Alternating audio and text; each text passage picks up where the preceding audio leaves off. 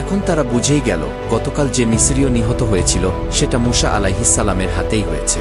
এই খবরকে গোপন না রেখে তারা দ্রুত শাসকদের কাছে পৌঁছে দেয়, কারণ তাদের কাছে এটা শুধু একটি হত্যাকাণ্ড নয়, বরং একজন প্রভাবশালী রাজকীয় ব্যক্তির বিরুদ্ধে বড় ধরনের অভিযোগ। ফলে শাসকেরা বিষয়টিকে গুরুত্বের সঙ্গে নিয়ে মূসা আলাইহিস সালামের বিরুদ্ধে একজন মিসরীয়কে হত্যা করার অভিযোগে মামলা দায়ের করে।